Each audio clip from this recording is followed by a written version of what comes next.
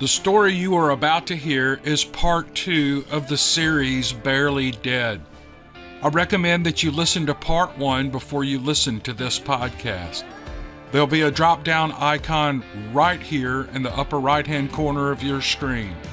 Click that, listen to part 1, and then come right back to part 2 for the conclusion.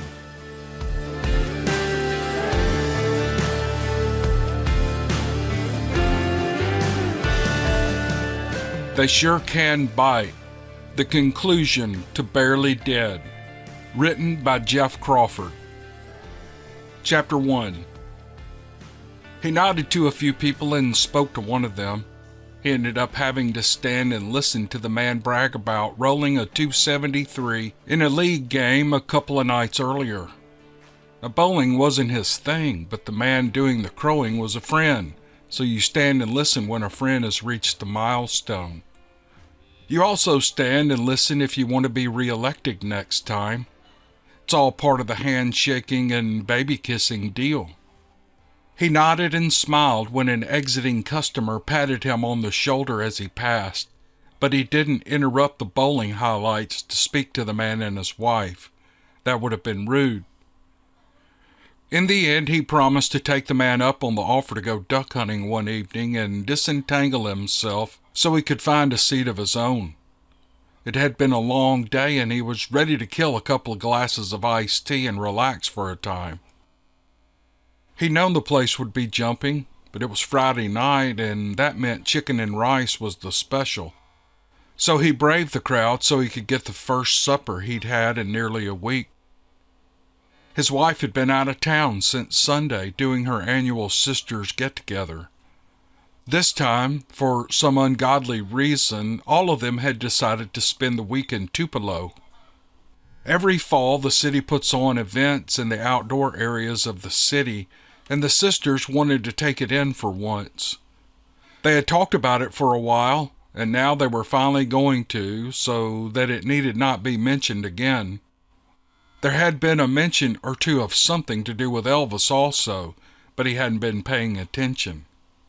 He had been dreading this week for a couple of months. It wasn't that he didn't want his wife to enjoy herself with her family.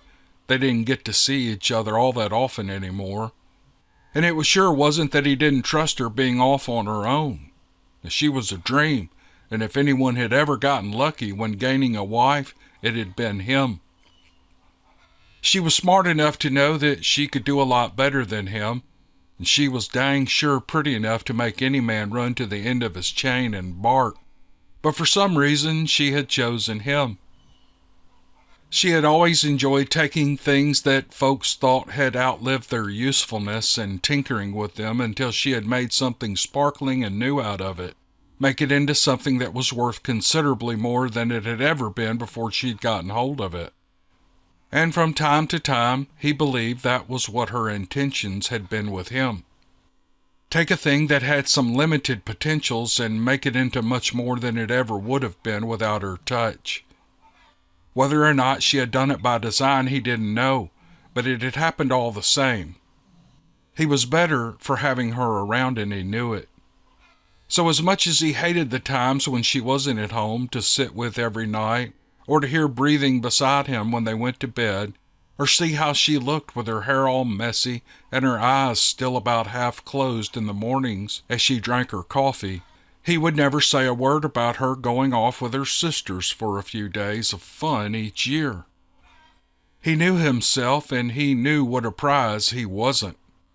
Her schedule would be the other way around, if he was to speak in all honesty. She should come see him 1 week out of the year and go have fun the rest of the time. He didn't tell her these type things near so often as he should, but they were true and he never didn't know it. That's why this week of being alone had been so hard. Harder than a year before and much harder than the year before that. The longer he was with her, the more he knew he hated being apart from her. The daily phone calls and the photos she sent him several times a day on his phone only made things feel worse. But he always replied with something like, "It looks like you're having a swell time," or, "You're living it up, aren't you?" She would send one of those red or purple hearts back as a response, and he could keep the faith that she would return to him once again. It was the only way he made it through these weeks. But the fact that he kept the last shirt she had worn before going away draped over her pillow so he could smell her beside him each night, that tidbit that she would never know about, tough guy sheriff doing something like that, no, he would never tell her that. He saw an empty stool at the counter and made his way over to claim it. He didn't like sitting at the counter. It almost made you eat with your elbows on the corner, and he had been taught not to do that. And it made you sit with your back to everyone and the door as well. Even before he had become sheriff, he hadn't liked doing that. Giving anyone the ability to just walk up behind him, he didn't care for that at all. But he was a little hungry and there weren't any other seats available. He wasn't starving, but he would be later, and he had figured it would be better to have a decent supper now as opposed to having something poor later on when he really was feeling the growl. All week it had been stuff out of a can that he could nuke to heat up, or something slid between two slices of bread with a coating of mayo on it for taste. He pulled the menu from behind the napkin dispenser and he read over it, even though he already knew what he wanted. "Is Maggie still off on her spree with Jean and Inez?" Sandra asked as she sat a glass of iced tea down in front of him. She didn't ask what he wanted to drink. After a couple of 100 times of him coming in there over the years and always having the same thing, asking was just a waste of time. "She's supposed to be back the day after tomorrow if nothing goes wrong," he said, just before he drank nearly half the glass's content. Sandra knew him like she knew many of the regulars. She had brought the tea pitcher with her and immediately filled the glass again after he had sat back down. "Have you heard if they're having a good time?" she asked. "They seem to be from everything she's been telling me about," he said. "Oh, that's fine, that's just fine. It does a body good to get away from all the everyday stuff now and again and breathe some different air," Sandra said as she noticed the less than cheerful expression on the sheriff's face. "Now, I wasn't talking about getting away from you. You know how she dotes on you. I just meant—" "I know what you meant, and it's fine. She'll be back soon, and I'll be glad of it," he said. Sandra was bright red in the face, and she was wishing there was a hole for her to climb into. "I expect you'll be ordering the special tonight?" she finally asked. He nodded his head and told her that the special would be just fine.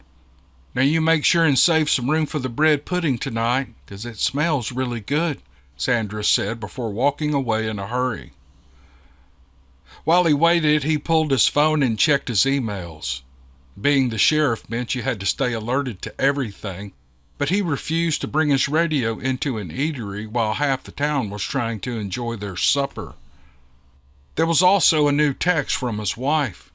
She had sent a photo of her and her sister sitting all bunched up beside each other wearing sombreros. Apparently they had gone to eat Mexican food. She looked cute being silly. He put his phone back in his pants pocket. The picture was making his mood even darker. "When are you going to do something about that dang hump in Hillsdale Road? Looks like they buried an elephant right in the westbound lane." "Well, I've told you already that I don't really have any say in that. That's something that you'll need to take up with the city council," he said before he had actually turned around. He knew it was Jax Ellerby. The only reason Jax rolled out of bed each morning was to find something to complain about. He was over 90 now. His wife had passed, and all 3 of his kids lived somewhere besides here. Complaining was all he had now. The elephant was actually more like a loaf of bread, but he had never seen a reason for arguing about it with the old man. And besides, as slow as Jax drove, it was surprising that he could feel the bump at all.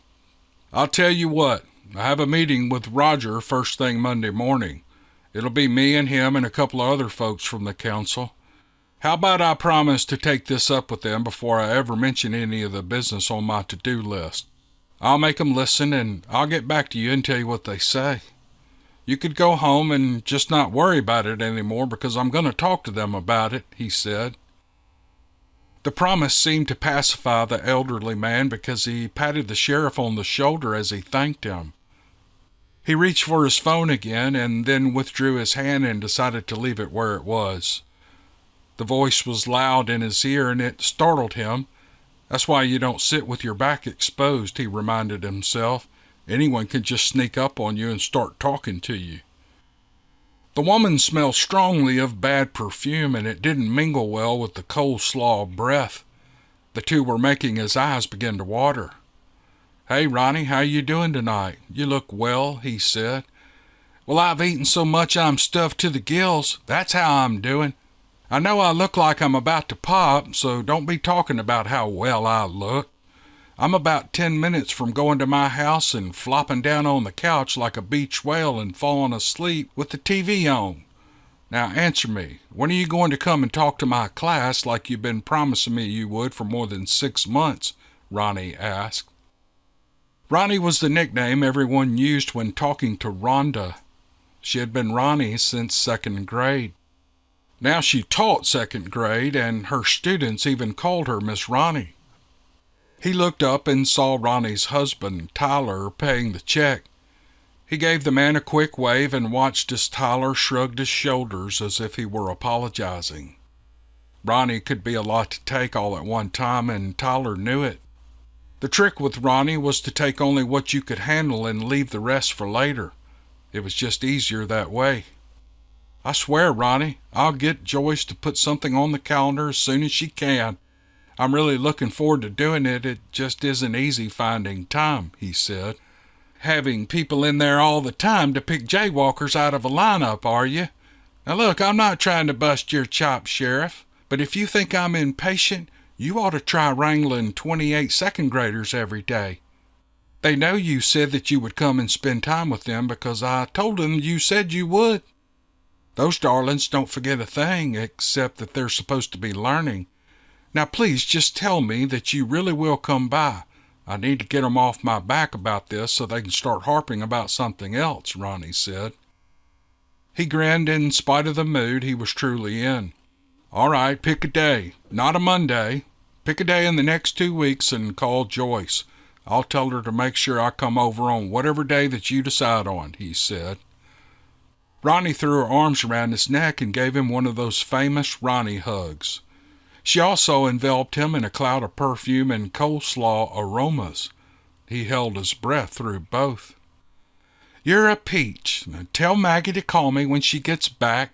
I want to hear all about that trip," Ronnie said before bustling up the aisle and out the door that Tyler was holding open for her. Sandra was bringing over a steaming plate, and she gave him a smile so that he would know that the food she was carrying belonged to him. He had less of an appetite now than he'd had when he first came in. He was hoping that the smell of the food and the taste of the first bite might awaken his hunger a little. And sometimes that happened, but not all the time. Sometimes it did. She was easing the plate down at the same time as she was sliding it toward him when he saw something out of the corner of his eye that he really hadn't been expecting to see. All the other tonight was basically normal. It came with the job, and for the most part, he was used to it and never let it get to him.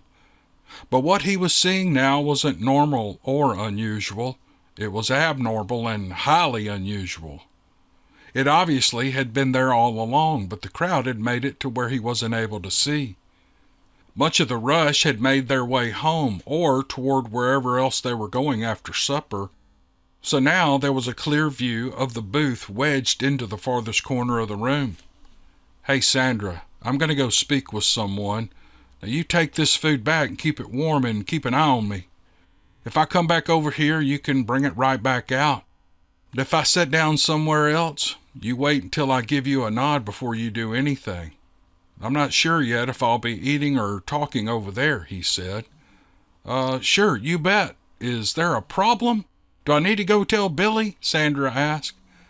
"I don't think there's a problem, at least not for anyone that isn't wearing a badge tonight. Just something I need to see about," he said as he stood up.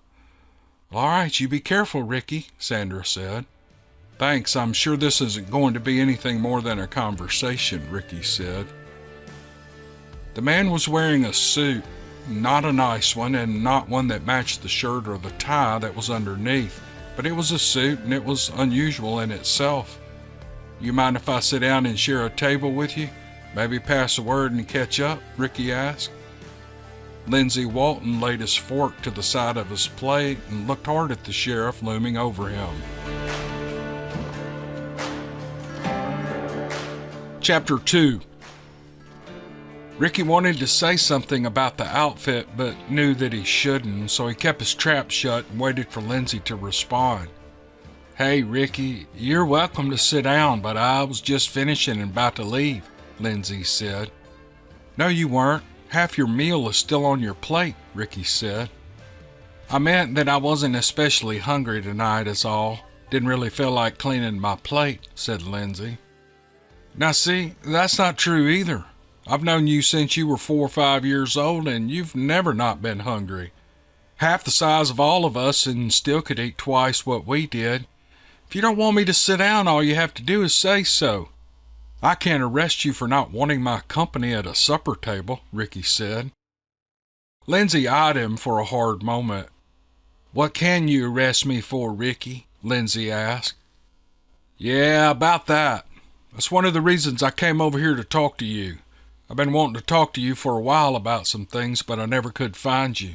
Not you or Cecil.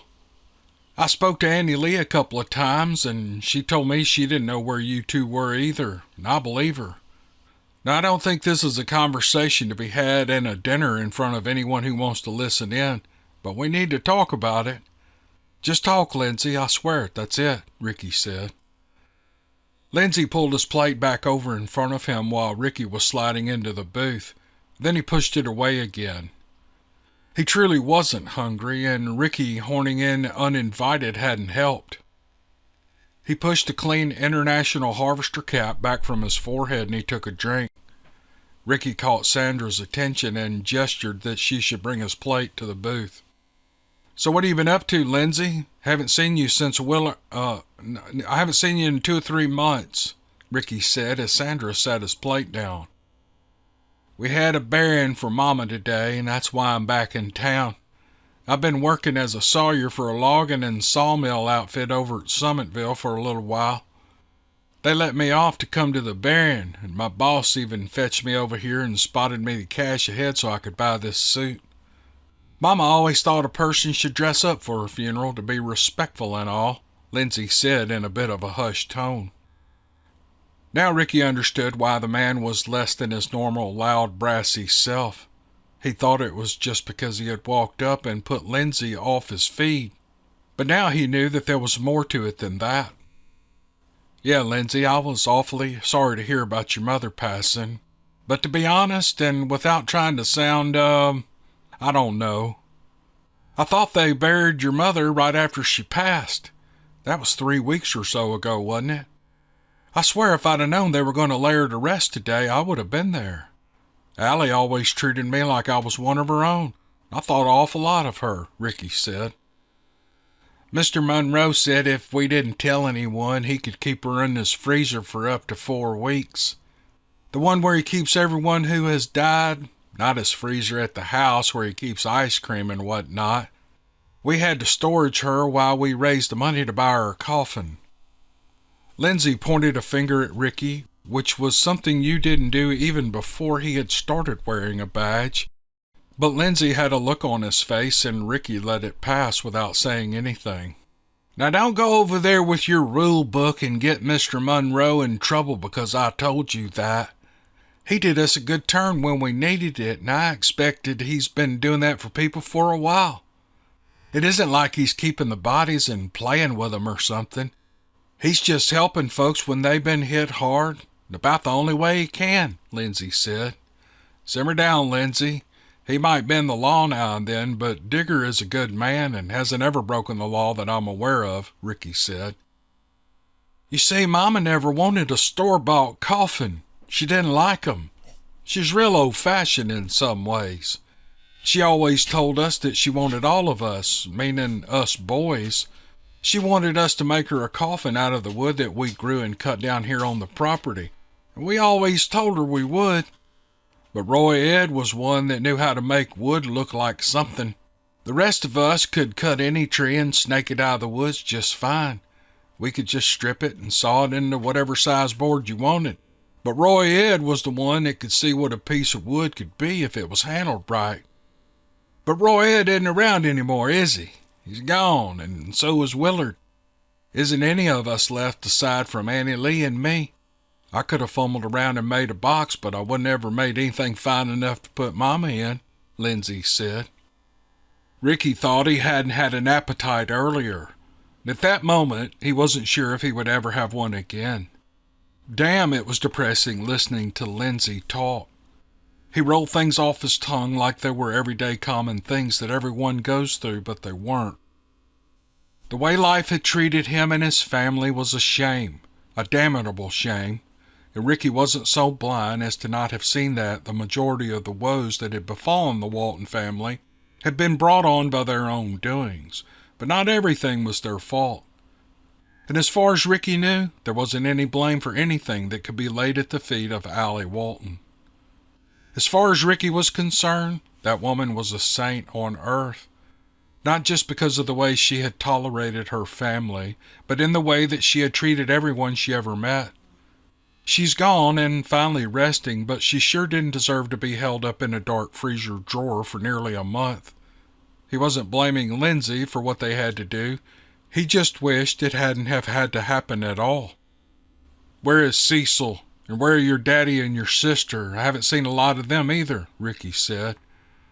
Do I have to tell you any of this? I mean, are you going to arrest me if I don't say anything at all? Lindsay asked. All I did was ask about your family, Lindsay, but now you've got me curious. It isn't smart making a sheriff curious, especially when he knows as much as I do about you. Why don't you tell me where everyone is and how they're doing, and then we can both go home, I hope, Ricky said. I knew it. You're trying to find something so that you can lock me up. Now look, I have a job that I got to get back to so I can keep making the last 3 payments on Mama's coffin. I don't have time for all this, Lindsay said. Lindsay, you're getting all worked up like you're bad to do. Might be there isn't anything that a 20-minute talk wouldn't cure. But I'm telling you right now, if you keep raising your voice to me and keep me wondering what you're hiding, I'll jerk you up by that green suit collar and I'll drag you all the way to jail. Now you settle down before I settle you down. All I want are answers, and you and I both know that I'm not going to let up on you till I get 'em, Ricky said. Lindsay looked around the diner until he was fairly sure that everyone had gone back to eating and had stopped watching him and the sheriff having a spirited discussion. Do you trust me, Ricky? Lindsay asked. If you're going to tell me that I know everything already that I need to know and should just drop at any other concerns I might have, then the answer's no, Lindsay. If that's what you're going to say, then no, I can't allow myself to trust you. Not while I'm wearing this badge, Ricky said. That's not what I was going to say, and it really sucks out loud that you said that. What I was going to ask is if you trust me enough to lay all this by until tomorrow. Now, burying Mama today has me really in a place, and I just don't want to talk to anyone right now. I know you won't stop pestering me about whatever you think you need to know, so I'm asking, can we do it tomorrow? And I promise I'll talk to you then. Ricky heard the chime of his phone go off. It was a tone reserved specifically for texts or calls from Maggie. He thought about it, but only for a second or two, and then he ignored it. He hated doing that. He really hated it. He had always promised her that no matter what, they would always come before the job. Locking someone up was never going to be more important to him than anything she ever had to say. But this was different. This, whatever it was, felt like it was coming to some kind of an end, even if it was only for the evening. He would reply to her text in just a few minutes. She probably wouldn't even notice that there had been a delay. I'm not planning to go to the office tomorrow since it's Saturday, Lindsay. I was planning on working in the yard all day, getting everything all spruced up for my wife to see when she comes home from her vacation on Sunday. I can spare some time in the morning. We can get everything cleared up and then I can get my chores done and, and hopefully you can go back to wherever it is you're going. You want me to come over to your daddy's house or what?" Ricky asked. "I'd rather come into town if it's all the same to you. I can get a ride, I think. I'll come by your place up in the morning," Lindsay said. He adjusted his cap in that way that said he was ready to go. He placed his hands on the back of the booth and on the tabletop and pushed himself out and up. Lindsay didn't move like that. No one moves like that unless... "Lindsay, hang on. Are you wearing..." Ricky looked around and then lowered his voice. "Are you wearing an artificial leg?" Ricky asked. "I appreciate you pushing this off till tomorrow, Sheriff. I'll see you as soon as I can get over there," Lindsay said as he started toward the register with that left leg all stiffed and dragging. He had not shaken Ricky's hand when it had been offered. Ricky excitedly flagged down Sandra and told her to signal the woman at the register that there was no charge for Lindsay's supper. "I'll make it good when I settle up," he told her. Ricky took out his phone, but laid it on the table without looking at it. He took a slow drink from his glass and began to wonder what could have happened to Lindsay. God dang, troubles hunt that boy out with a vengeance, he thought. Ricky sat in the sheriff's cruiser and stared at all the cars in the parking lot, but he wasn't seeing anything. The plastic 3-compartment tray sat on the seat beside him. It held the food he hadn't touched inside it. It would go into the fridge sometime during the day Monday, and Maggie would open it and make that look she makes before throwing it away with the food inside never having been tasted. He looked at his phone and read the text she had sent him. He paused his finger over the keyboard display and tried to decide what he should write. Nothing came to mind. Even when he was commenting on something she had said or a picture she had sent, he always had something to say, even if they were only words that he thought make her smile. But not this time.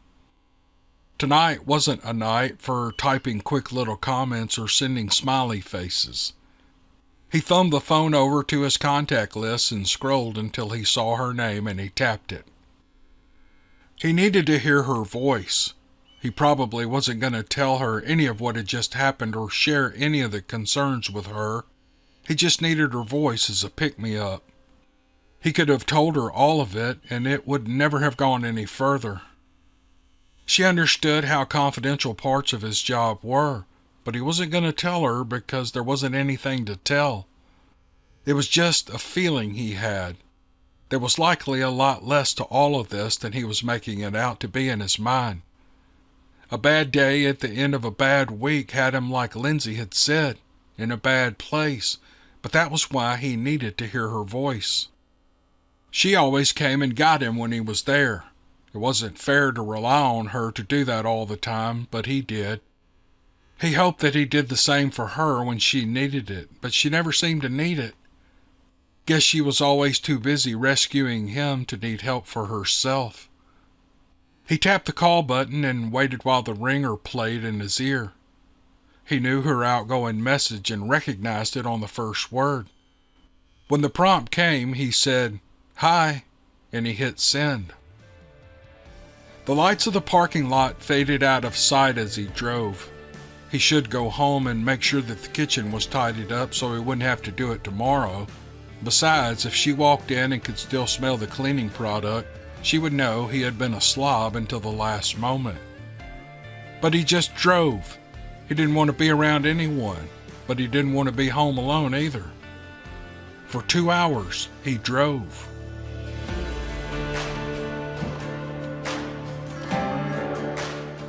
Chapter 3. He was filling his third industrial-sized garbage bag with leaves when he heard the pickup truck drop to a lower gear as it came down the road that ran in front of his house. It stopped at the driveway's start, but it didn't turn in. Lindsay slid off the tailgate and dropped rather awkwardly to the road. He snatched an overnight bag from the bed of the truck and then slapped the rail a couple of times, so the driver would know that his part in all this was now ended. With a sizable puff of blue smoke blasting from the exhaust, the the truck pulled away and Lindsay stood by himself on the quiet road. His body language said he was wishing that he had never gotten out of the truck. Ricky leaned his rake against a tree and went to meet him. He wasn't going to just stand there and watch Lindsay walk all the way up the driveway alone. He didn't know what he was going to say to the man or how any of this was going to start. He would just feel his way through and hope that he guessed right some of the time as he went. "Come on up to the backyard, Lindsay, and I'll snatch us a soda out of the icebox in the garage. We might just as well be comfortable since we have a choice," Ricky said. He hadn't offered his hand to be shaken, and Lindsay hadn't either. Judging by the expression on his face, Lindsay didn't appear to be in a better mood this morning than he had been last night. Ricky guessed he could understand that. Burying your mother on the same day that the sheriff basically orders you to appear before him and account for life over the last 3 months. Part of that was going to be interesting, Ricky thought. Likely sad and unfortunate, but interesting. He was thinking specifically about the artificial leg and how Lindsay had come to be needing one. The way he was lurching up the driveway hadn't gone unnoticed. Ricky saw what a struggle it was for him to walk and had considered changing destinations to the front porch or even the garage where there was a bench in front of the area where he did fix-it jobs on things around the house. But the more he thought about it, the more he knew it would be the wrong suggestion to make. It wouldn't have been if he had suggested either one of the first off, but changing his mind after walking beside Lindsay would have been as insulting as slapping him or spitting on him. Ricky didn't know all that many people who had artificial limbs, but the ones that he did know, he knew fairly well. At one point or another, all of them had said basically the same two things when the subject of the new arm or leg came up. They take a lot of getting used to at first, and it was almost embarrassing having people they knew treat them differently than they had before a new limb was necessary. He nodded and agreed with each who had told him something similar, but now he thought he understood. Even someone as simple and dense as Lindsay could be would have seen through a suggestion to go somewhere nearer to sit. While it might have been suggested out of nothing but good intentions, it would have still been saying that Ricky didn't think Lindsay could make it all the way to the backyard. But nothing could have been further from the truth. Lindsay might not be as big or strong as some, but pound for pound, there were few that could be considered tougher. Part of it he had been born with, and the rest had come as a tool of survival. Growing up as Lindsay had, if he wanted to live, then he had to be tough. It would have been bad enough just growing up with Mr. Walton as a father. That man had always been a bomb ready to explode. You never had to worry or wonder about what was going to set him off because everything did. And he wasn't one of those parents who subscribed to the timeout theory or grounding theory. He wanted his boys to be men, and men didn't get spankings when they had messed up. Men took a fist or whatever was handy to the jaw or eye or the gut. And as if that wasn't bad enough, Lindsay was always lowest on the pecking order with Willard, Roy Ed, and Cecil ahead of him. Those boys played rough. So Lindsay had lived hard all his life, but it had made him fitted for enduring much. To suggest anything that could have been interpreted as mercy given due to a perceived incapability would have been a grave insult. The Waltons weren't rich and they weren't all that bright, but they were proud. If Ricky wanted to get to the bottom of all this, whatever this was, insulting the man that had the answers was not the way to go. Ricky was going to treat Lindsay just like he had always treated him, within reason. On a small cement patio of a thing sat Ricky and Maggie's charcoal grill, and a heavy plastic table with 2 plastic chairs molded in the same color. Ricky pointed at them and told Lindsay to have a seat while he went for a couple of sodas. He didn't want to watch Lindsay try to maneuver himself into the chair, and he doubted that Lindsay wanted to be watched. "Hope you don't mind diet," Ricky said as he handed a can to his guest. Maggie doesn't like me drinking sodas, but if I do, then they have to be sugar-free." Lindsay gave a half nod as he accepted the drink, but didn't immediately open it. He just sat there staring anywhere but at Ricky while he used a thumbnail to lift the tab just a bit and then let it spring back to where it had been with a clear ping sound. "So how do you want to do this, Lindsay? You want me to ask the questions until we're both give out? Or do you just want to tell me where you've been for the last 3 months, and I'll jump in when you need to be clearer about something?" "I'd prefer you just open up and spill it all out. I'm thinking it might be easier and faster," Ricky said. "I need to ask you something first, and I need you to be straight with me, else I won't say a damn word about anything," Lindsay said. "Okay, if I can answer you at all, it'll be an honest answer," Ricky said. "Whether I say anything here today that was to your liking or didn't say anything at all, has it been your plan ever since last night to arrest me?" Lindsay asked. Ricky was raising his can for a drink, but sat it down on the table instead. He was looking into Lindsay's eyes and saw a hardness that had never been there before. The man had always been tough, but now someone or something had marked him, and he wasn't looking at the world now the way he had before. This was a new and colder Lindsay Walton. "If I had wanted to lock you up, do you really think I would have let you walk away from me last night while I just sat there looking at a plate of chicken and rice?" Ricky asked. "That isn't an answer. You know damn well what I'm talking about. Now tell me right here and right now, are you planning on me being in one of your cells tonight?" Lindsay asked.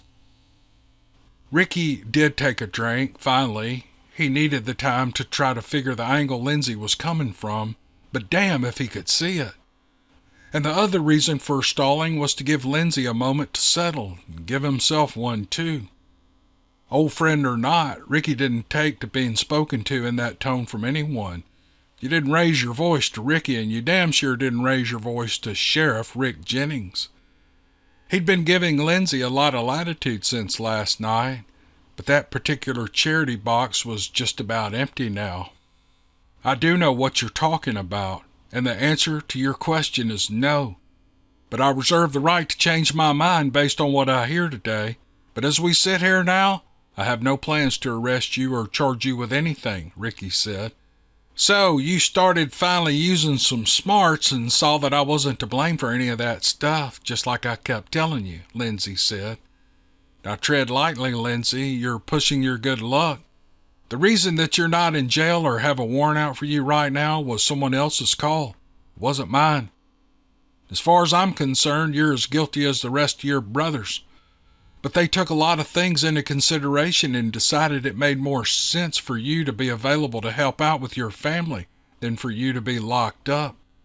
No one thinks you're innocent. They just believe that you're too stupid to make the right decision for yourself. Everyone thought that maybe if you were doing what Annie Lee told you to do, you might could take some of the load off of her. But Cecil, that's a different story," Ricky said. "So you're looking to arrest Cecil?" Lindsay asked. "I am, Lindsay. Him and your other 2 brothers beat an innocent man to death, then tried to hide the fact like a bunch of cowards. They killed J.C. Plimpton because they were all jazzed up on proudly protecting the honor of your sister. But they weren't so proud of what they had done afterwards, were they? They hid everything they could and stood watch in case anyone found out about what they'd done. They were ready to kill anyone who found out. So yeah, Lindsay, I want Cecil. What he and your other brothers did was a horrible and terrible thing, and he needs to be punished for his part in it," Ricky said. "Well, you won't find him, and he was punished," Lindsay said. Ricky had started to take a drink after his short but passionate speech. The emotions, more than the saying of the words, had filled his mouth and throat with ashes and cotton. But he stopped the can midway when he heard what Lindsay had said. "What are you talking about? Why won't I find him? I've just been waiting for you 2 to come back around here. None of y'all could ever stay away from the old place for long. If I decide to go find him, then that's what I'll do," Ricky said. He had spoken with a confidence that he wasn't truly feeling. Sometimes a lawman has to speak too highly of his abilities in order to shock or scare the person he's talking to. If Lindsay thought it might end better for Cecil if the man came back and talked to Ricky as opposed to being hunted down, then Ricky's act of self-assuredness worked. He'd said what he did in the way that he did, even as Lindsay was shaking his head back and forth. "No, you won't, Ricky. You won't find him, and neither will anyone else. He's where Willard and Roy Ed are. And I hope they're all with Mama, but I guess there are some reasons for doubting that. None of us lived the kind of life that Mama did. And if you believe in that sort of thing, then Mama likely fared better after passing on than my brothers did," Lindsay said. "Where's Cecil now, Lindsay? What happened to him?" Ricky asked. Lindsay started to speak just as the phone in Ricky's pocket began to ring. Ricky set his soda on the table and fished the phone from his pants. He knew who it was. She was the only one who had that ringtone. He heaved himself from the chair and started walking toward the corner of the house after telling Lindsay that he needed to catch this call, but he'd be right back. "Take all the time you want, Sheriff, but I've got to be traveling pretty quick," Lindsay said. He was holding the phone, and it was still ringing.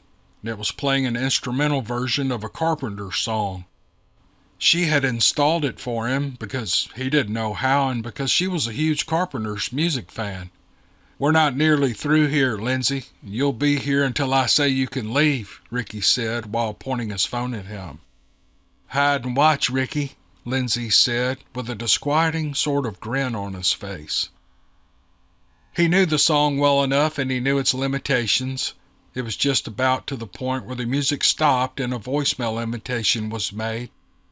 He dashed off another 10 steps and pushed the answer button just before the recording of his own voice prompting the caller came on.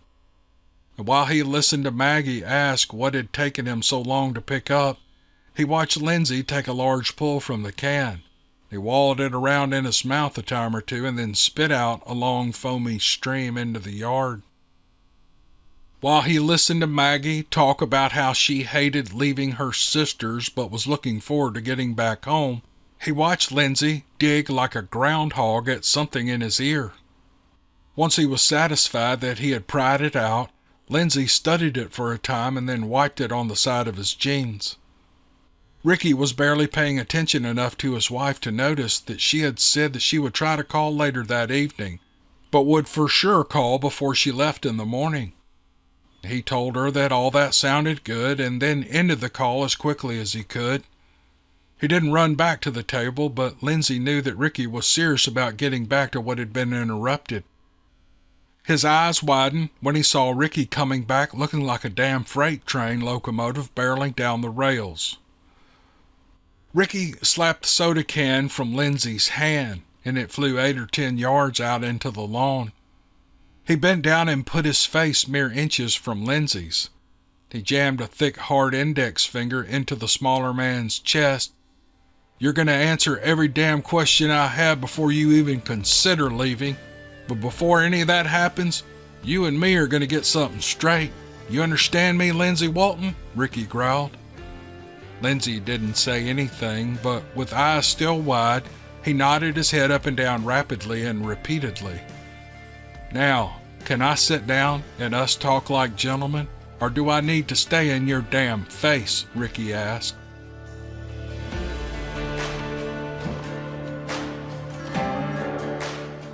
Chapter 4. "I don't know exactly what there is to talk about. You've done said that I wasn't in any trouble, and you don't need to worry yourself any more with Cecil, 'cause you won't be seeing him again. As far as I can tell, mine and your talking is over with," Lindsay said after Ricky had taken his seat again. "I never said you weren't in trouble. I said the ones that make the decisions on these type things decided not to push any charges on all that Dixie mess. I also said that I could do as I wish based on what I heard today, but we'll be getting back to that. But right now, I want to know about that stick you've gotten up your ass somewhere along the way. I've been over backwards for you ever since you came to me and told me what the 4 of you did to Dixie. And before I could even deal with it any further, or even talk to you about it, you pull a damn Houdini and disappear. Now when you do come back, you don't come see me to find out what's what. And when I speak to you, you look at me like Oscar's scrapyard dog, and I'm afraid that you're going to bite me. Because of who you were to me, and because we all grew up together, I treated you like I wouldn't have treated anyone else. I gave you all I was allowed, and I figured you would have sense enough not to run off. You came to me for help, and that is what I was trying to give, but you wanted me to do things Lindsay's way, or it wasn't any good, Ricky said.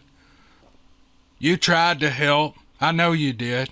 You turned around and walked down across the woods to catch up with your pal Tonto, the medicine man. I was scared out of my mind, and you just left me there for that bear to come back and have at me. Is that what being friends all our lives gets me? You turning your back and walking away when I needed you, Lindsay said. I thought it was a good story, and I think most of the stories that D.E. tells are good. That doesn't mean I believe 'em, though. You said it was a bear that got Willard and Roy Ed, and D.E. confirmed it, and for me, that was the end of that part of it. I wanted to talk to the people I have to run certain situations by and see what they had to say. And meanwhile, I thought it might do you and Cecil some good to sit and sweat while you thought about that spooky tale. I figured the two of you would smarten up after a time and come see me, and then we could have handled things properly. But you and Cecil wasn't going to have any of that, were you? If for 1 minute I'd thought that the two of you were going to cut and run, I would have locked you both up right then until everything had shaken out. And I treated you like I did because I thought it was for your own good.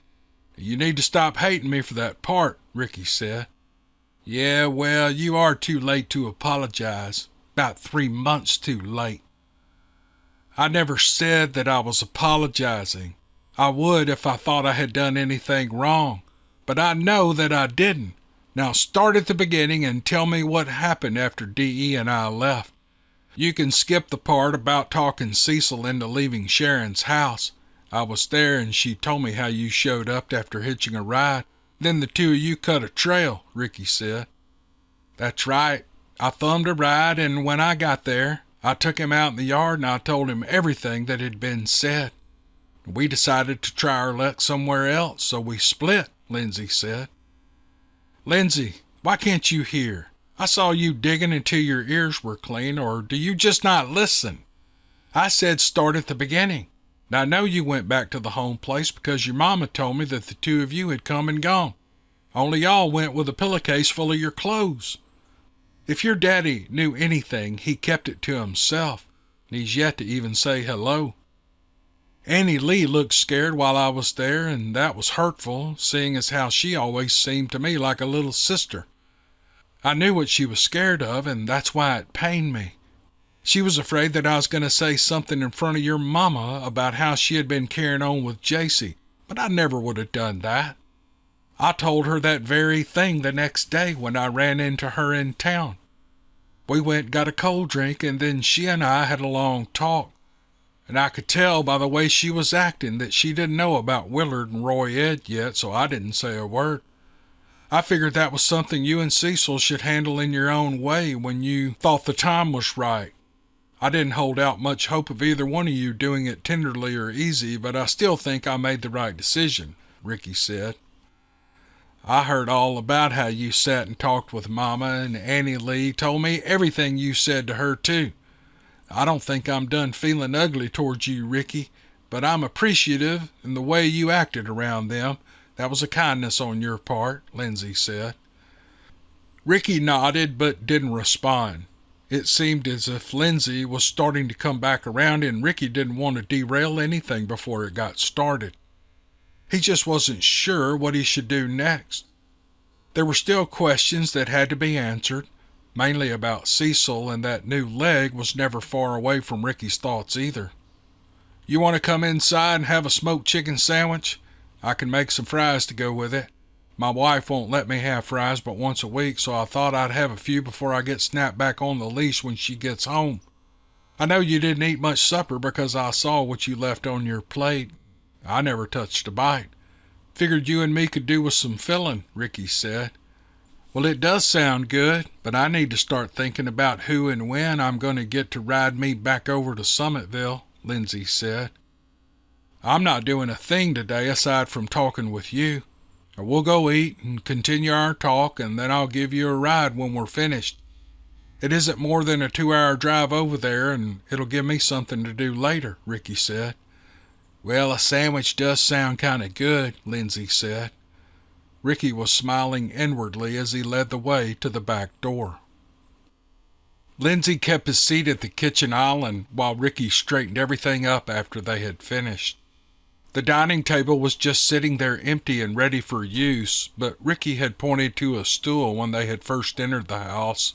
He thought that by sitting a little closer together it might spark a remembering of times when the two men hadn't been so separated. And also, Ricky had thought it would be easier for Lindsay to navigate a stool rather than a chair. He wasn't sure how much of the leg was real and how much of it was store-bought, so he was just guessing on what would be the easiest for the man. Lindsay looked across the room into the den area and focused on the deer head mounted above the small fireplace. It never was a trophy buck with a tangle of antlers like a wad of tree branches, but it now looked smaller than it had when it had originally been taken nearly 15 years earlier. I'm surprised your wife let you keep that mount in the house. I'd have thought she'd have made you keep it in the garage, Lindsay said. When we got married, she moved in here, and she told me I could keep 3 things I wanted. The rest was going out the door. I used all 3 choices on that deer head, Ricky said. I remember when you got him. You and Willard and Roy Ed were hunting together. Cecil and me were still too young to skip school without getting in trouble. The 3 of you came flying into the yard with that thing wedged into the trunk of Willard's GTO. You had a grin an undertaker couldn't have removed. It was your first deer, as I recall, Lindsay said. It was. That's why it's staying right there. That's good memory. I have a lot of good memories with your family, Ricky said. You'll have to learn hard on those memories because there won't be any new ones made. Most of us are gone now, Lindsay said as he took a drink. You want to tell me now what's happened over the last 3 months, or do we sit here a while and then come back to it? We have to discuss it, so we might as well get on with it, Ricky said. Ricky thought for a minute that he was going to have to get hard again. It appeared as if Lindsay was going to start hedging again, and Ricky had about had his fill of going around and around with him. But Lindsay scooted his glass away and took a deep, resigned breath. Daddy didn't seem to give a damn, but Mama was different. Cecil and me kept scrambling to tell her things that she might believe about where Willard and Roy Ed were. I think Annie Lee knew that they weren't ever going to be coming back, but she didn't know for sure, so she just didn't say anything. Cecil would go and stay with this or that friend. He'd drift by every couple of days for a few minutes. I was with him part of the time. I was doing my own thing when I wasn't with Cecil. We were both awfully nervous about that bear. Neither one of us wanted to believe any of that story your Indian friend had told was true, but we couldn't afford to take any chances either. We had been there. We had seen what that son of a gun had done to 2 men and a body already. Mama wanted to see Willard and Roy Ed, and that was the worst part, seeing her being lonesome for them. But we didn't have the heart to tell her the truth, Ricky. If we told her any part, then we would have to tell her everything, and we just couldn't do that to her. Like I said, Daddy didn't seem to care one way or another. Well, Cecil came in one evening and acted all excited. He wasn't, but he acted like he was. He said Willard had called him and told him to throw me in the car and stand on the pedal all the way to Summitville. He said a man he knew there was running a sawmill 3 times the size of ours, and the orders were coming in faster than the wood was going out. Daddy knew how bad business had been over the last couple of years, and Mama had an idea, even though we tried not to talk about work all that much around her. That had always been Daddy's rule. He didn't like Mama questioning him all the time if business was poor, and if it was good, He didn't want her knowing in case she got it in her head that there was extra money that could be spent on pretties for the house. Well, Willard hadn't made any call, as you know, seeing as how he was dead, but there really was work in Summitville. Cecil had reached out to someone he knew, and the man said to come a-running, and Cecil was to bring me along as well. This friend of Cecil's said he could hire people easily enough, but he'd rather put people on that already knew how to cut wood.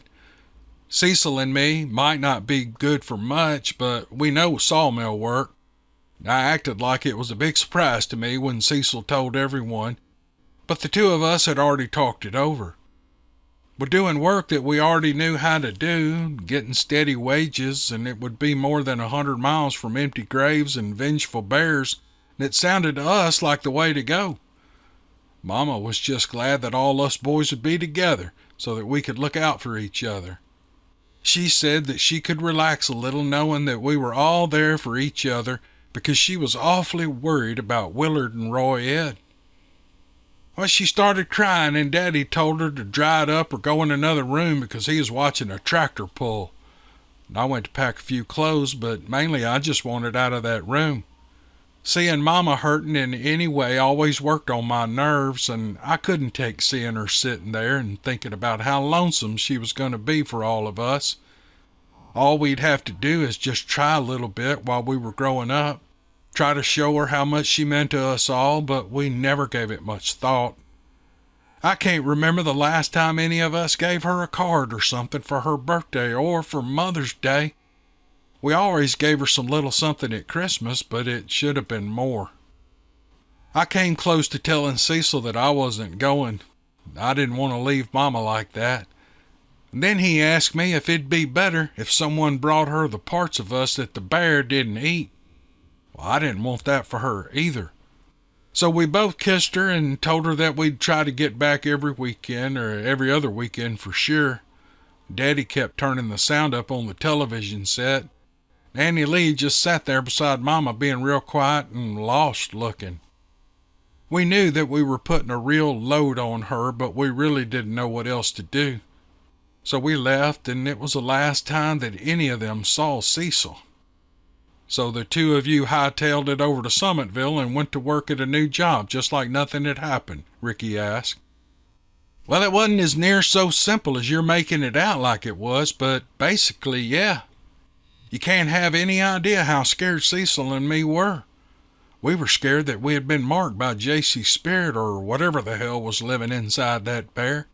We were scared of how Mama was going to take it when she heard what happened to Willard and Roy Ed. We were scared about hearing Daddy go on and on about how we had been plenty brave enough to kill JC, but weren't brave enough to hunt down one stupid bear and kill it for what it had done to our brothers. We were scared that one day Annie Lee would have had her fill of us and dumping the workload on her and just tell everything she knew to anyone outside the family. And we were scared that you might still be looking for us. Going to Summitville was affording us the only chance to think straight. And we had to go while no one knew anything about anything aside from you, and there wasn't anything we could do about what you might do. We talked for a minute or two about laying your ass out like we had JC, but JC never had been a good friend like you had been. We knew that we couldn't kill you, or at least really didn't want to, Lindsay said. A chill ran up Ricky's backbone. Every day he got up and went to work knowing that someone, either accidentally or by intent, could take his life. He knew this because Maggie reminded him. She loved Ricky but hated what he did for a living. But Ricky had never sat and listened to someone as they talked about how whether or not to kill him had been discussed. In all his time behind the badge, that struck Ricky as the coldest and most terrifying thing he'd ever heard. It started him to wondering how many other folks he knew that had gone over the pros and cons of doing him in. He'd never tell Maggie that part.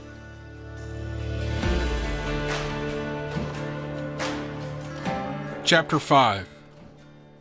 So you two are scared witless, and you jump in a car and drive 2 hours and wake up the next morning ready to start turning logs into boards? Ricky asked. That's what we wanted, but that wasn't what happened. We didn't talk about it. Heck, we didn't even think about it. At least I never did.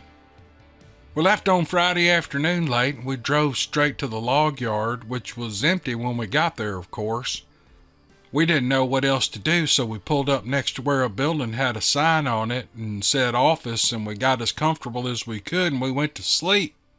We hadn't been getting much sleep lately, so getting real comfortable wasn't a have-to. We didn't have any money for food or a cheap hotel room. We just did all we could. Cecil said the man he knew would likely be around in the morning to look the place over, and we would get everything on track with him then, and I was too tired to know if I was making sense or not.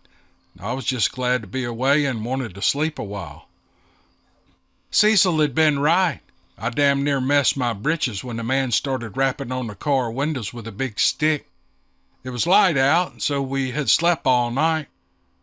We piled out of the car, and the man was saying how sorry he was for scaring us as soon as he saw that it was Cecil, and he shook my hand when Cecil told him who I was.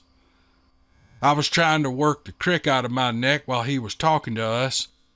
He was telling us what all he had in mind for us to do when we started work, but we wouldn't be able to start until Monday morning. Well, that was when we both realized that we hadn't thought this through very well. We didn't have any idea where we were supposed to sleep until then or what we were going to eat for the next 2 days. And then it dawned on us that we weren't going to draw any wages until the second Friday we had worked. Well, that was just shy of 2 weeks away. Cecil and me can do without for a while. We had grown up doing without, but not for 2 weeks.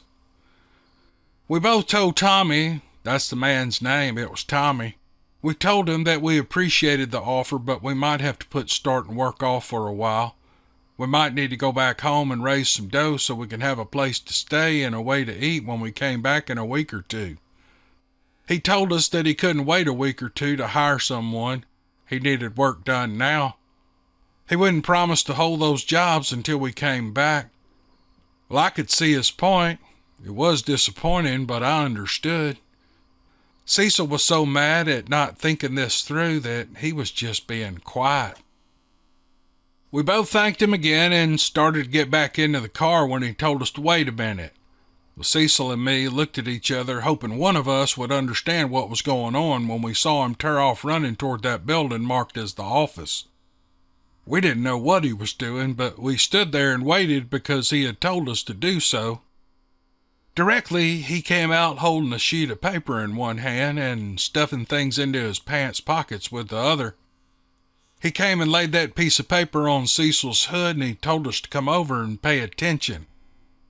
He said he didn't believe he would do this for anyone else, but because of what we knew and because he knew Cecil, he was going to do this for us. He said the paper was a map to a fishing shack that he had on Lake Vereen about 18 miles away, and he was giving it to us to use until we could afford to do different. Well, he told us it wasn't fancy, just a couple of beds, a kitchen, and a john, place to sit in the evening. There wasn't a television, but there was a radio there, he said. There were plenty of fishing rods and gear there that we were welcome to use if we liked doing that sort of thing. There wasn't any phone service there, but there weren't any neighbors either. So the whole idea of the place was for him to be able to go there for some quiet. We jumped all over the deal. It sounded like heaven to us after all we'd been through. He fished the keys out of his pocket along with $100 bill, and he told us to go and buy some groceries and an alarm clock. The scratch wasn't a gift. It was an advance that would be taken out of our pay equally the first week. We told him that was plenty fair, and we shook his hand. He seemed happy to have figured out a way to keep us there, and we were tickled to be there. We went to the nearest store and loaded up on things that wouldn't need cooking to eat. You know, things that we could eat straight from the can, like spaghetti and chili. We bought about every box of little cakes that store had, too. Me and Cecil both have always had a bad sweet tooth. And with the trunk loaded up, we took off. And I'd forgotten how good it felt to feel good. We followed that map just like we were supposed to, and we got lost just like anyone who knows Cecil would have told you that we would. But after 30 minutes, we had it all figured out, and we found the place. Tommy wasn't lying when he said that it wasn't fancy, but it looked wonderful to us. There wasn't a soul around, and there was a dock kind of a thing down at the edge of the yard that jutted out nearly 50 feet into the water. I saw that, and I knew there was going to be some sitting every night until the sun went down. That water just looked fishy, and I was going to have a ball catching our supper every night. Roy Ed was the one of us that could read the woods, but I could always outfish all my brothers. We went in and we put everything away. We picked out which beds we wanted, and we opened up all the windows to air the place out. We didn't do too much that afternoon. We slept on and off while we listened to a baseball game on the radio, and that night we ate supper out on that dock. We didn't talk, we just watched the sun go down on that water, and it was about the prettiest thing I had ever seen. I sat out there a long time after Cecil had left to go back inside. I didn't care if the mosquitoes were biting at me. It was too nice of a place to leave. I was real quiet when I finally did go inside. Cecil was snoring away, and I didn't want to disturb him. He'd done a fine thing getting us to this place, and I was grateful to him for looking out for me. We were going to have to do a lot of that for each other, since there were only 2 of us left, and I was thinking about that as I fell asleep. Lindsay turned up the glass and drank the last of its contents and started to sit it down, but turned it up again in case there was one drop left that he had missed. He had been talking a while, and Ricky figured that between the words and his natural nervous way of being, the man's throat had to be fairly dry. He retrieved a pitcher of tea from the fridge and poured the glass full for his guest. Lindsay didn't say anything about him doing that, but he did drink nearly the whole glass full before he stopped and wiped his mouth with the paper towel Ricky had given him earlier to use as a napkin. And then he continued. When I opened my eyes, the window was all gray looking. It was just starting to lighten up outside. I looked over at the clock we had bought, knew that we should have been on the road 30 minutes ago. The last thing I wanted to do was make Tommy mad after he'd been so nice to us. Cecil was buttoning his shirt up, and he was still in his bare feet. He turned the doorknob just when I hollered at him that we needed to get along because we were already going to be late, that he needed to get his socks on and his boots on. He told me that he was going to go outside to water the bushes and that I was a moron. Today is Sunday, he said. We don't have to go to work until the next day. Well, I fell back into the bed and I grinned. There isn't anything like waking up and finding out that you don't have to get up. I pulled the sheet back up to my chin and I closed my eyes. Just about that time, I was about to drift off, I heard a bellowing or a roaring like I had never heard before. I heard Cecil cuss whatever it was, and then I heard that roar again. And I thought someone's crazy cow had stumbled down through the woods or something. All I sort of knew for sure was that whatever was out there sounded mad. I was just about to move to the window so I could look outside and see what it was when I heard Cecil start screaming his head off. I looked everywhere I could out of that window, but I couldn't see anything. I took off running through the house to get to the door. I fumbled with it a few times before I remembered that you had to push the door open instead of pulling it toward you. I ran out onto the porch and jumped off, and then ran toward where I thought all the sounds had come from. I saw the bushes shaking like something had just parted them as it passed through them. I never saw what had gone through them, but I saw them moving when I was on that end of the house. I didn't see Cecil anywhere. I thought for a minute that Cecil had been screaming to run off whatever had stumbled into the yard. He was just crazy enough to have to chase after it to make sure that it left and didn't come back. I figured them bushes that I had seen swaying had been moving because Cecil had just run through them. I walked toward him to see if I could see anything out in the woods. I didn't expect to since I wasn't hearing anything else. But an old bull will take the studs sometimes and just stand there pawing at the ground. If there was a grudge match going on between Cecil and a bull, then I wanted to see it. There ain't no damn bull could out-stubborn Cecil Walton. I was walking over that way, and the next thing I knew, I was laying on the ground with a face full of high grass and dew. I'd been watching those bushes so I would know where to go in the woods instead of watching where I was stepping, and I tripped over something just as sure as Billy B. Frigg. I stood up and I wiped off my face, and I turned around out of being curious to see what I had fell over, and I saw Cecil staring back up at me. It wasn't all of him, but it was Cecil for sure. He was pretty well gone from the waist down. And after I saw that, I could see the blood trail leading into those bushes. Whatever had gotten a hold of Cecil had carted nearly half of him away with him when he left. I jumped down beside Cecil's face to see if just possibly he was still alive, even though I didn't see how he could be. There couldn't have been more than a pint of blood left in him because there was just the biggest puddle of it right there where he had stopped. His mouth was open and both eyes were real wide.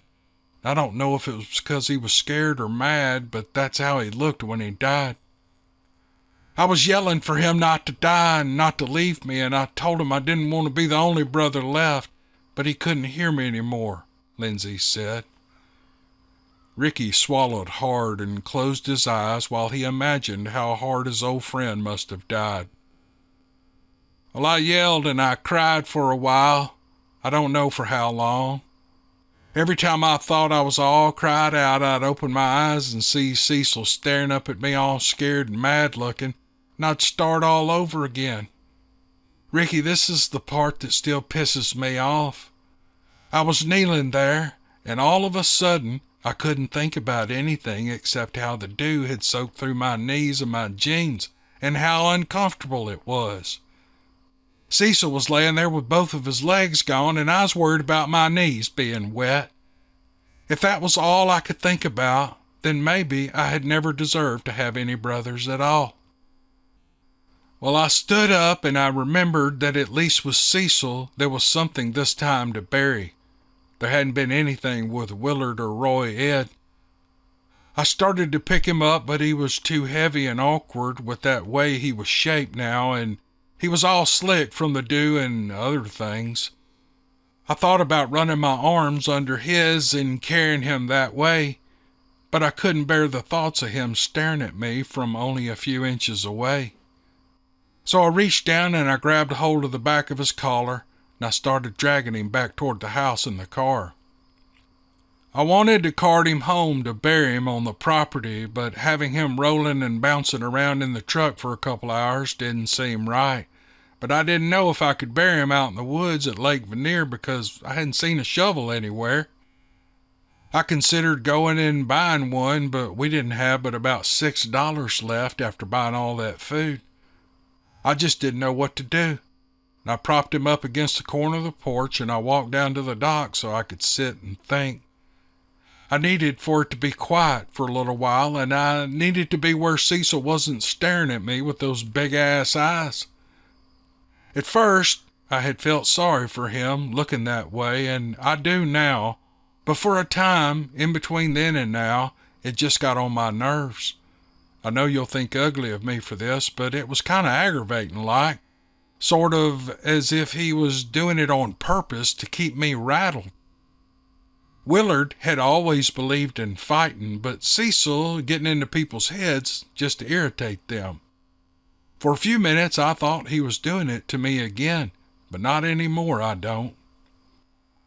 I was sitting there at the end of the dock feeling sorry for Cecil and feeling sorry for myself and wondering what I was supposed to do next when I heard the racket. Do you remember how it used to sound when the men would roll those barrels down that old wooden ramp at Fink's Molasses Press? You recall how loud that sound was? Well, that's what it sounded like behind me. I stood up and I turned around, and there the damn thing was running down that dock toward me. It was a damn bear with a head that looked so big I would have doubted it could be carried with a wheelbarrow. But it was the eyes that I noticed, Ricky.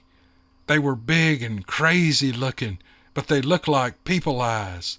They didn't look anything like animal eyes. I know you'll think I'm touched in the head, and you might be right, but looking in those eyes was like looking into Jaycee's eyes. I looked around and there wasn't anything to see and no place to go. I was 50 feet out into the lake and that bear was coming fast. I jumped in and hoped for the best, and I came back up from under the water and I saw that bear skidding to a stop at the end of the dock. Now I know bears can swim because I've watched them in those nature shows on TV before, but this one wasn't interested in getting in the water, or it didn't appear as if he wanted to. He seemed happy enough to just watch me tread in water, and I could see where the fur around his mouth was still red from biting Cecil in half. He just sat down and watched me as if he was daring me to try to get back out of the water.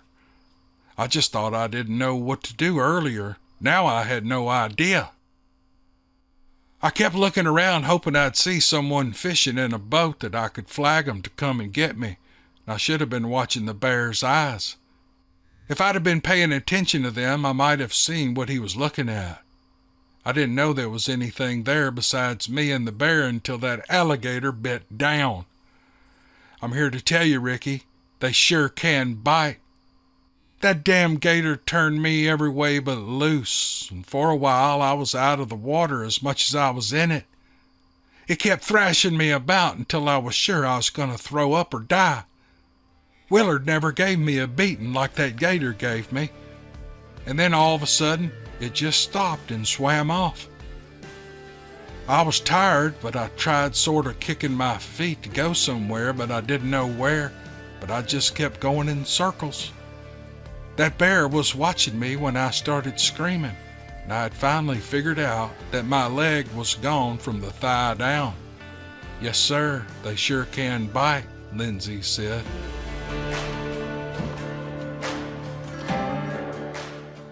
Chapter 6. It watched me as I groped my way over to the bank and pulled myself up onto the dry ground. Right then, I didn't care if it came for me or not. I looked down and there wasn't anything left but a raggedy stump where my leg used to be.